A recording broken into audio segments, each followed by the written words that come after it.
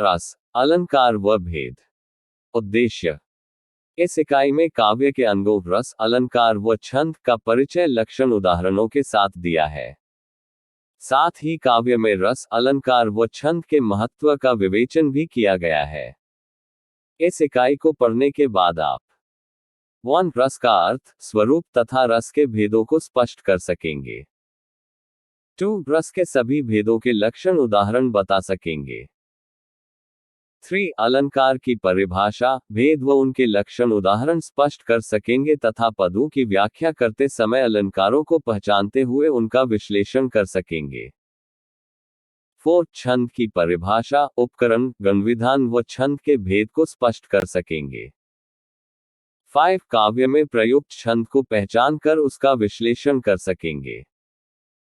6. काव्य में रस, अलंकार व छंद का महत्व समझा सकेंगे। प्रस्तावना। काव्य में शब्द और अर्थ की प्राथमिक आवश्यकता सभी को स्वीकार्य है।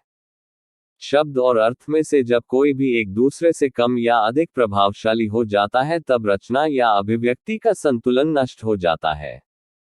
काव्य में इसके लिए रस, अलंकार, गुण, छंद, रमणीयता पर विशेष ध्यान रखा जाता है। काव्य के अंग शब्द व अर्थ में परस्पर संतुलन बनाए रखने में आवश्यक होते हैं। काव्य में शब्दार्थ का संतुलन अत्यंत आवश्यक है।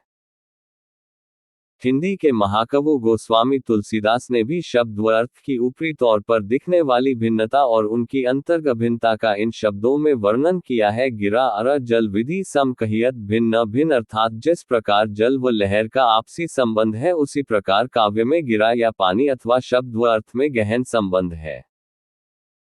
हम इस खंड में सर्वप्रथम रस जैसे अत्यंत महत्वपूर्ण काव्यांग का विवेचन विश्लेषण कर रहे हैं। रस भावना का आरंभ आनंद की अनुभूति से है, इसीलिए परमात्मा को रसरूप ही कहा गया है और वही आनंद प्रदान करने वाला है। काव्य का आनंद भी सार्वजनीन, सार्वकालिक व शाश्वत सत्य है और वही रस है। रस का अर्थ, स्वरूप, भेदों के लक्षण उदाहरण की विवेचना के बाद इस खंड में अलंकार की परिभाषा व भेदों पर चर्चा की गई है। शब्दालंकार व अर्यालंकार में विभाजित अलंकारों के उदाहरण सहित लक्षण बताए गए हैं।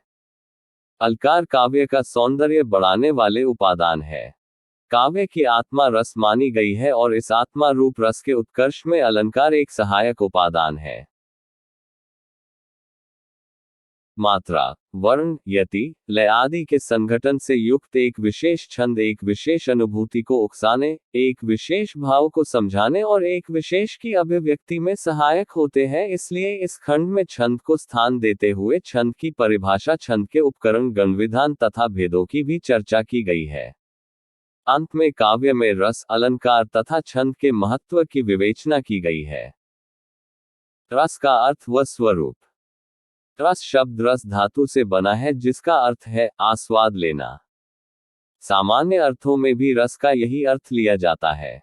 वैदिक संहिताओं में रस को जल के अर्थ में प्रयुक्त किया गया है। तैत्तरीय उपनिषद में रस को ब्रह्मानंद का पर्याय बताया गया है। साहित्य शास्त्र व काव्य शास्त्र में रस का प्रयोग सर्वाधिक होता है। काव्य के पठन, श्रवण व दर्शन से पाठक, श्रोता व दर्शक के हृदय में जो अवर्णनीय व अलौकिक आनंद होता है वही रस है।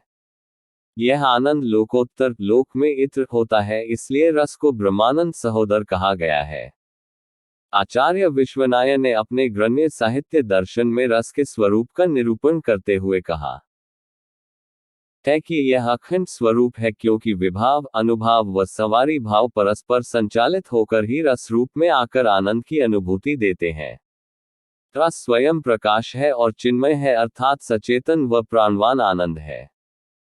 रस बंधयांतर स्पर्श शून्य है, अर्थात जिस समय रस रूप आनंद की अनुभूति होती है उस समय किसी अन्य प्रकार के जान का स्पर्श या दखल नहीं होता।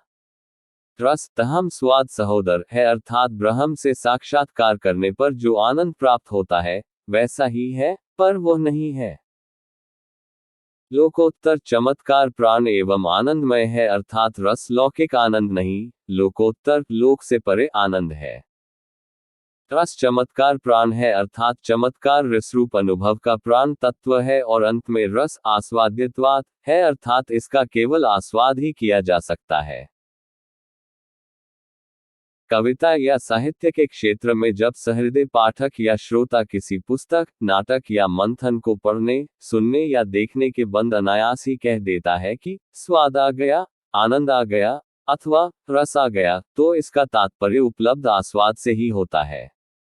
वह उस आस्वाद को अनुभव महसूस तो करता है किंतु उसको यथावत अभिव्यक्त नहीं कर सकता। यही अनिर्वचनीय अकथनीय आनंद रस कहलाता है। तभी तो कहा गया है कि रस गूंगे के गुड़ की भांति केवल अनुभूति का विषय है। आचार्य भर्तमुनि ने अपने नाट्यशास्त्र में रस की परिभाषा इस प्रकार की है, विभावानुभाव व्यभिचारी संयोगा 10 निष्पत्ति। अर्थात विभाव अनुभाव और व्यभिचारी भाव के संयोग से रस की निष्पत्ति होती है।